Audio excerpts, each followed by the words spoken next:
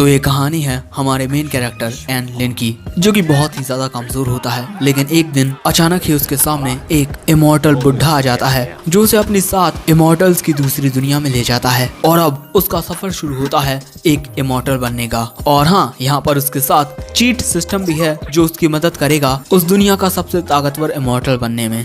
तो पिछले एपिसोड के एंड में जैसा कि हमने देखा था कि जो वांग शुआनज़ेन होता है वो पूरे 1000 पीक फॉरेस्ट पर बिजलियां गिराने लगता है, क्योंकि वो चेन चेन नाम के एक डिसाइपल से लड़ना चाहता था। और वहां उसे रोकने आए सीनियर सू और ब्रदन चेंग को भी उसने हरा दिया था। और उसके बाद एक बिजली का अटैक एनलिन और बाकी सबकी ओर आता है। सो एनलिन उसे रोकने के लिए बिल्कुल तैयार था, लेकिन तभी चेन चेन नाम का डिसाइपल आकर उस हमले को बड़े ही आराम से रोक देता है। और उसे देखकर एनलिन सोचता है कि ये तो वही है जो हमें ब्लैक रॉक पीक माउंटेन पर मिला था। और यहाँ चेन चेन एनलिन से पूछता है कि तुम ये हमला करना अभी तक सीखे या नहीं। एनलिन बोलता है कि क्या कहा तुमने, लेकिन अगले ही पल में चेन चेन बोलता है कि अब मुझे चलना चाहिए और मैं उम्मीद करता हूँ कि तुम ये मूव जल्दी सीख जाओ।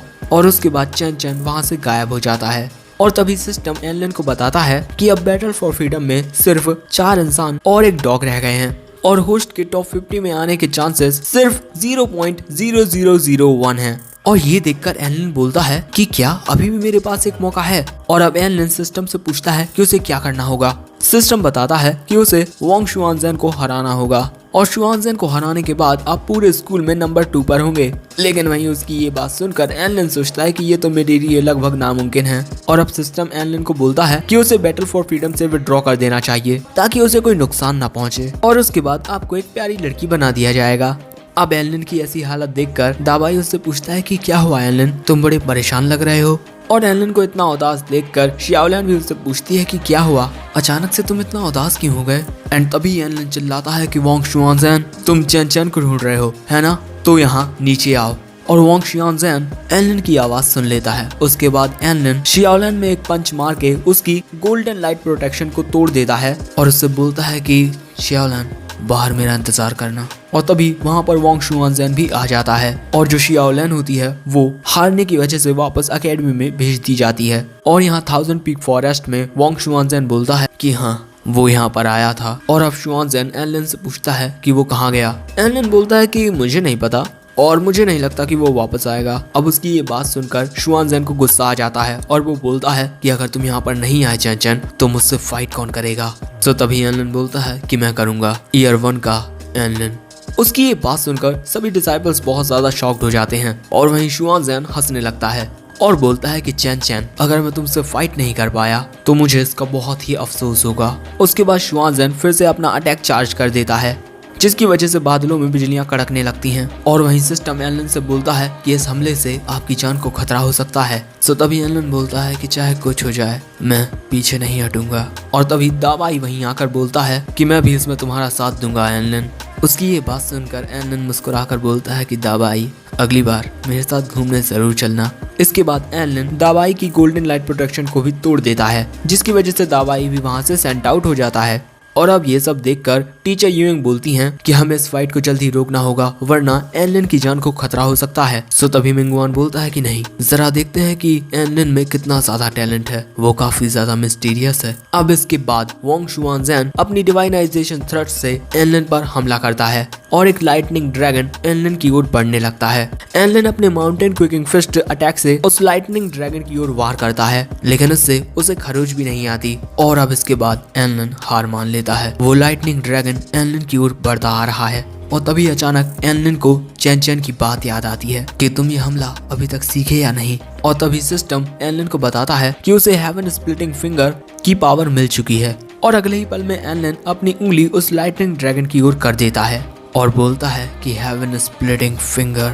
और इसके बाद जो अटैक वांग शुआनज़ेन की ओर आता है उसकी पावर इतनी ज्यादा थी कि टीवी खराब हो जाती है। मेरा मतलब जो एकेडमी के स्टूडेंट्स हैं उन्हें कुछ भी दिखाई नहीं दे रहा है। और अब वो सभी आपस में बात करने लगते हैं कि आखिर ये सब था क्या, वो हमला कितना ज्यादा पावरफुल था आखिर वो। और अगले ही पल में उनके नीचे की जमीन हिलने लगती है और ये असर था उस हमले का जो एनलिन ने किया था। और उसके बाद जो वांग शुआनज़ेन होता है वो हारने की वजह से एकेडमी में आ जाता है। और उसके बाद सबको पता चलता है कि एनलिन ये गेम जीत चुका है, लेकिन बेचारे की हालत खराब हो गई है। और अब एनलिन है कॉर्पोरियल लेवल के 9th स्टेज पर और ये देखकर शियाओलिन, सिस्टर सुग और ब्रदर चैंग काफी ज्यादा खुश होते हैं, लेकिन वेई को तो बस गुस्सा आ रहा है। वहीं वो हमला देखकर लियू कियान हुआन बोलती है कि सच में तुमने मुझसे सीरियस होकर फाइट नहीं की उस वक्त। और एनलिन के हमले की ताकत देखकर जितने भी टीचर्स थे वो भी हैरान थे। और अगले ही पल में जो एल्डर यू हुआ होते हैं वो पूछते हैं कि अगले महीने हम किन 3 स्टूडेंट्स को मॉर्टल वर्ल्ड में भेजने वाले हैं। मिंगवान बताता है शुआन युआन चैंग, सु शियाओलिन और वेई जी। सो तभी एल्डर बोलते हैं कि वेई जी नहीं जाएगा, उसके बदले में एनलिन जाएगा। एल्डर की ये बात सुनकर टीचर मिंगवान वहाँ मुस्कुराते हैं। और अब इसके बाद एनलिन हमें बताता है कि बैटल फॉर फ्रीडम में उसकी बहुत ज्यादा एनर्जी लग गई थी, जिसकी वजह से वो 10 दिनों तक बेहोश रहा। और एल्डर यूहुआ ने मुझे जो 2nd ग्रेड मैजिक हीलिंग पोशन दिया, उसकी वजह से मेरे जितने भी घाव थे वो भर चुके हैं। और जो सबसे ज्यादा चौंकाने वाली बात है वो ये है कि इस बैटल के बाद स्कूल के सभी डिसाइपल्स मुझे सबसे ज्यादा स्ट्रॉन्ग समझने लगे हैं। लेकिन सच कहूँ तो मैं इतना ज्यादा ताकतवर नहीं हूँ। मैंने तो बस सिस्टम का एक क्वेस्ट कंप्लीट किया जिसमें मेरे सक्सेसफुल होने के चांसेस 0 थे। और तभी सिस्टम एनलिन से बोलता है कि आपने क्वेस्ट कंप्लीट कर लिया है, जिसकी वजह से आपको एक बार लकी ड्रॉ करने का मौका मिलेगा। और इसके अलावा होस्ट ने खुद से ही एक हेवन स्प्लिटिंग टेक्निक सीख ली है जिसका नाम हेवन स्प्लिटिंग फिंगर है। आगे सिस्टम बोलता है कि एकेडमी में होस्ट को सभी लोग काफी ज्यादा एडमायर करने लगे हैं और इसी वजह से सिस्टम एक डिवाइन पावर अनलॉक करेगा, ऑलमाइटी टेक्निक। अब ये सारी बातें सुनकर एनलिन बोलता है कि मोरल ऑफ द स्टोरी ये है कि मैंने बहुत सारी स्किल्स को अनलॉक कर लिया है जिनका यूज कैसे करें मुझे नहीं पता। और इसके अलावा एकेडमी से भी मुझे काफी सारे रिवॉर्ड्स मिले हैं और अब मेरे पास कीमती चीजों का खजाना है। अब हमें 1 महीने बाद का सीन दिखाया जाता है और यहाँ पर जो एल्डर यू हुआ होते हैं वो सभी स्टूडेंट से बोलते हैं कि डीमन सप्रेसिंग पगोड़ा की सील काफी ज्यादा डैमेज हो चुकी है और वो सील इस वक्त मॉर्टल वर्ल्ड में लोकेटेड है, जिसकी वजह से डीमन किंग आजाद हो चुका है। और जो हेवनली एलियंस हैं उन्होंने हमारी एकेडमी को ये जिम्मेदारी सौंपी है कि हम हमारी एकेडमी के कुछ डिसाइपल्स को मॉर्टल वर्ल्ड में भेजें ताकि वो वहाँ पर मौजूद डीमंस को हराकर डीमन सप्रेसिंग पगोड़ा को रिस्टोर कर दें। और मॉर्टल वर्ल्ड में भेजे जाने वाले डिसाइपल्स को डिवाइन मैसेंजर की आइडेंटिटी दी जाएगी जो एक ऑनर और एक मिशन दोनों हैं। और वहाँ पर जो कुछ डिसाइपल्स होते हैं वो बात कर रहे थे कि मैंने सुना था कि जो वेई जी है वो एक डिवाइन मैसेंजर होने वाला है, लेकिन एनलिन ने उसे हरा दिया। इसी वजह से उसे एनलिन के द्वारा रिप्लेस कर दिया गया है। अब अपनी इतनी ज्यादा बेइज्जती को देखकर वेई जी को काफी ज्यादा गुस्सा आ रहा था। और दोस्तों इसके बाद हमें एक सीन दिखाया जाता है जहाँ पर वोंग शुआनज़ेन वेई जी को जाकर बताता है कि उसे रिप्लेस कर दिया गया है और अब डिवाइन मैसेंजर एनलिन है। और उसकी ये बात सुनकर वेई जी काफी ज्यादा वोंग शुआनज़ेन पर भड़कने लगता है और अब वो वोंग शुआनज़ेन की बेइज्जती करते हुए बोलता है कि तुम भी तो उस एनलिन से हार गए, तुम्हें नहीं लगता कि शायद से एनलिन ने कोई चीटिंग की होगी तभी तो वो तुम्हें यानी एकेडमी के नंबर 1 स्टूडेंट को हरा पाया। उसकी ये बात सुनकर वोंग शुआनज़ेन हंसने लगता है। सो वेई जी बोलता है कि आखिर तुम हंस क्यों रहे हो, पागल वागल हो गए हो क्या, या फिर हारने की वजह से तुमने अपना मानसिक संतुलन खो दिया है। लेकिन तभी वोंग शुआनज़ेन वहाँ पर अपनी ताकत का जरा सा नमूना दिखाता है और शुआनज़ेन की ताकत से वहाँ पर जो प्रेशर क्रिएट होता है उसकी वजह से वेई जी को शुआनज़ेन के सामने झुकना पड़ता है।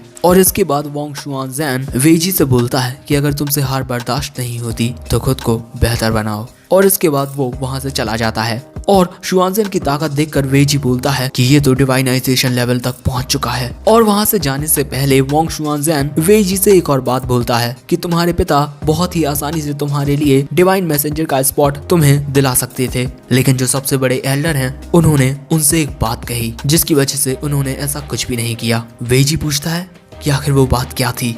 शुआनज़ेन बोलता है कि तुम्हारी हालत देखकर लगता है कि तुम्हें वो बात पता ना हो, यही बेहतर होगा। अब वोंग शुआनज़ेन की ये बातें सुनकर वेई जी को काफी ज्यादा गुस्सा आने लगता है और प्रेजेंट में अभी भी वो गुस्से में ही होता है।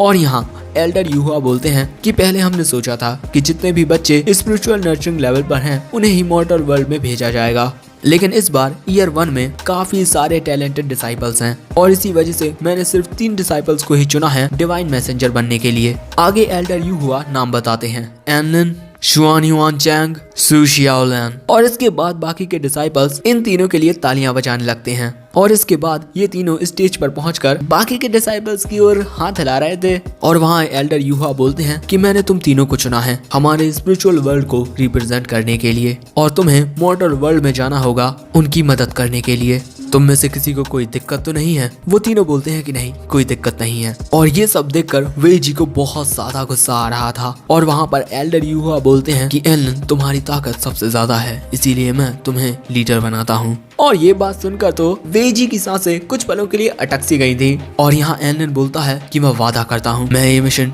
कंप्लीट करूंगा और आपको किसी भी चीज की चिंता करने की कोई जरूरत नहीं है। उसके बाद एल्डर यूहुआ एलन से बोलते हैं कि वो कुछ शब्द कहे सभी डिसाइपल्स से, क्योंकि जो डिसाइपल्स थे वो एलन का नाम चिल्ला रहे थे कि तुम बहुत ही ग्रेट हो एलन, तुमसे अच्छा तो कोई है ही नहीं। और इन सब की वजह से वेजी बोलता है कि अगली बार मैं तुम्हें जरूर हराऊंगा एलन।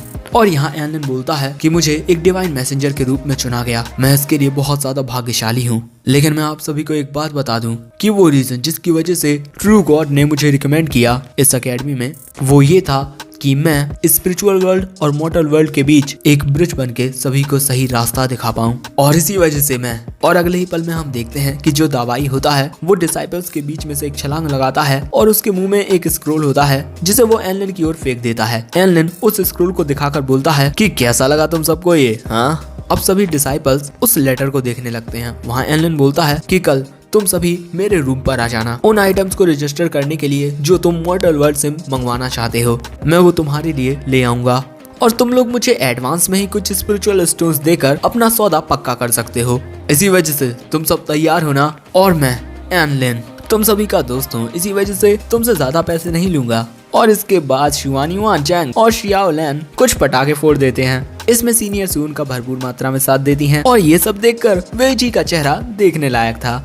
लियू दाबाओ और उसके दोस्त एलन को चीयर कर रहे थे और उसकी इस स्कीम का प्रमोशन भी। और ये देखकर वेजी उन सभी की बुराई करने लगता है कि तुम लोगों को शर्म नहीं आती, ये क्या कर रहे हो। लेकिन वहाँ पर जो वोंगशुआ ज़ेन होता है वो भी एलन के फेवर में होता है। और इसके बाद सभी डिसाइपल्स बोलते हैं कि हाँ, वो सभी मॉर्टल वर्ल्ड से कुछ ना कुछ मंगवाना चाहते हैं।